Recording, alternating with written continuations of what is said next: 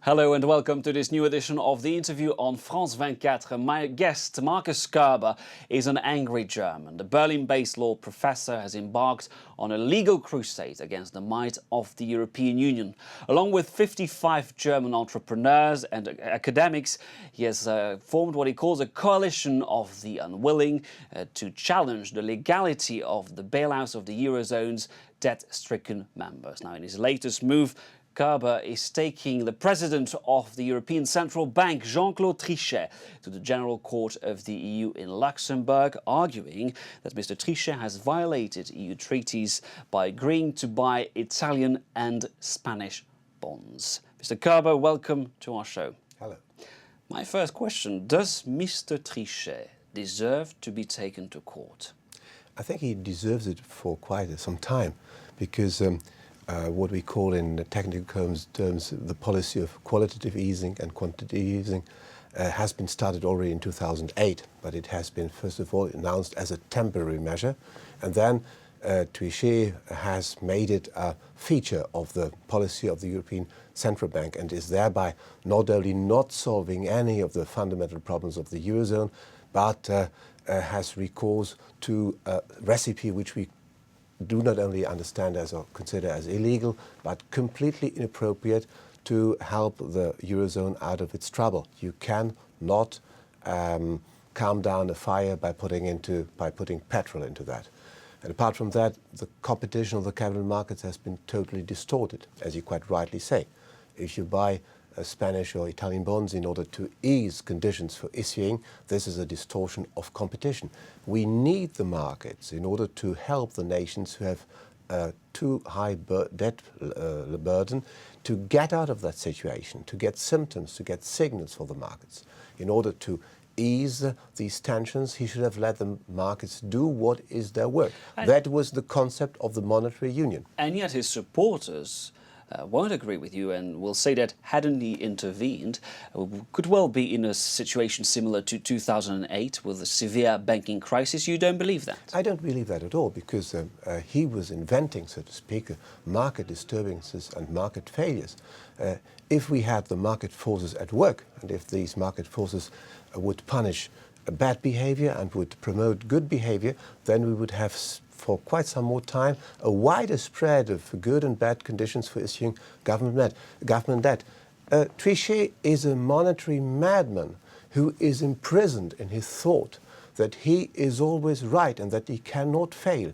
He is no longer sensitive to any argument, and he is going to become a very tragic figure in European monetary history. He has turned the European Central Bank, and this is a historic fault, and a default perhaps as well, into a bad bank. He thinks of himself as being a fire brigade man, but again I say he tries to calm down the fire and putting petrol in. You won't deny there is a fire though. There is a fire which has been... How would you extinguish this fire if you don't agree to buy bonds in the markets? The fundamental problem of the Eurozone is the competitive mismatch between northern and southern countries, to put it in a nutshell. That's not something you can solve. So cannot be solved by debt. This cannot be solved by easing the conditions of issuing government debt. All these panicking measures of politicians who have not understood how markets work, that markets react late but a little bit overreact from time to time, will not solve that very problem of the Eurozone, that we have countries which are what we call in technical terms a suboptimal currency area. So we cannot continue to have the same Eurozone with Ireland, with Portugal, with Greece, and we should have stopped the fire at the very beginning to extinguish it, and by saying let us convince the Greek to go and to leave. And we should have given them a check instead of letting them contaminate the Eurozone. But now that the fire has spread, what do you do?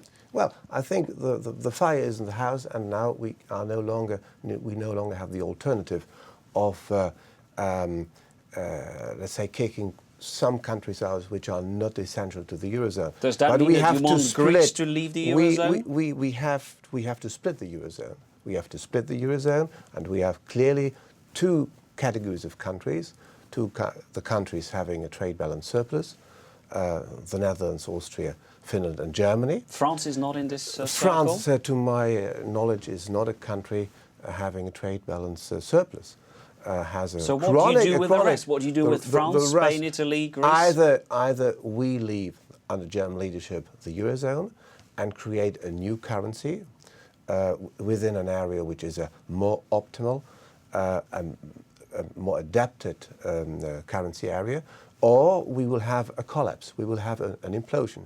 Because quite obviously all these recipes of a group of Euro rescuers who behave like panicking sheep will not solve these problems of competitiveness, of lacking industrial convergence, but they will only create an overburden of debt, and that will sooner or later bring us to a collapse. And then the situation will be beyond repair. Now we have fire in the house, there is damage, but we can still contain it. For the time being, no one has the courage and the leadership to say, so what let you're us stop describing is the end of solidarity. This is not the end of solidarity. Solidarity is always an exception. It's the principle of subsidiarity in the European Union. There is no solidarity with a country which has behaved like Greece. And we should have cut that story short right at the beginning of the crisis in 2010, urging the Greeks to get out and to find a solution for them, which is financially easing their hands. Because now, at the present situation,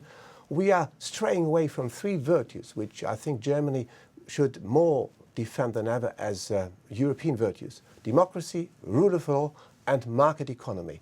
We have no longer democracy in Greece. The Greece parliamentarians can either execute the policy of the Troika or they can simply accept default. We have no longer rule of law because the European treaties are no longer worth the paper on which they are written. And we have no longer market economy. On the capital markets, Mr. Trichet every week buys 10 billion euros in order to ease the conditions of issuing government debt in countries which he considers as important. And yet, in your country, in Germany, we saw that the Bundestag, the parliament, overwhelmingly endorsed the expansion of the EFSF, that's the EU bailout. Does that mean that German lawmakers don't understand what's going on? The German lawmakers do very well what's going on, but in such a situation where the government has the initiative and exerts enormous pressure on the members of parliament to behave correctly, it is very difficult to have real opposition. Opposition against the rescue policy has never been as fierce as that. And the members of parliament have to take into account the fact that in Germany we have 85% of the population who share my point of view. And they are with me. And still 70% of Germans say they believe in Europe and in the future of Europe. But this is a crossroad, because if we identify Europe and the European integration and this great and successful story which has been European integration with the experiment of the euro, I think we will sooner or later come to a divorce. And the Germans no longer believe that more Europe, in the sense of more solidarity, more mutualization of debt, is going to be something which serves You're talking of a divorce as if it was a wedding of the 17 Eurozone members. When you get married, they always say it's for the better or the worse. Isn't actually Germany turning its back on its southern partners? I mean, there's this question of solidarity, of course, which is very important. I think solidarity. First of all, you cannot compare the situation to a marriage, to a wedding. And as you know, looking upon things in a very realistic way, you cannot bear any situation and any pitfalls in life. So Germany, Finland, Austria, the Netherlands never consented to a monetary union, the reality of which we see today. If the Germans had seen that, if they had foreseen that, they would have been out on the road, in the streets, and protest against that. For the time being, they do no longer chuckle and laugh at what is happening, but they say that cannot go on. And everybody says this, young and not so young people from the left, the right. The coalition of unwilling you described is a coalition of being extremely willing people, willing to manifest, to demonstrate German consciousness and to say, we have been betrayed. But critics say willingness to kill the euro at the same time. I think if an experiment has come to a point where we reach an agreement that it turns out to be a financial adventure which can no longer be pursued, then you have to have the leadership to say, let's stop the show. I think that time has come. And what we need is resolution instead of going on to be irresolute.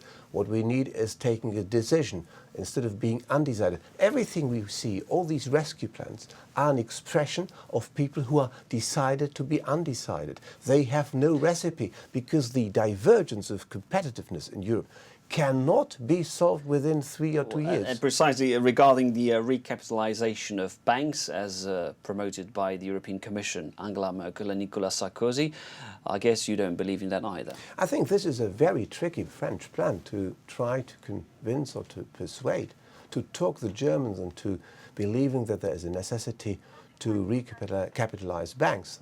I don't think there is any German bank which will not survive a semi-default in Greece. And if ever there's a problem, then the German government should back them to a certain amount, and apart from that, they are shareholders.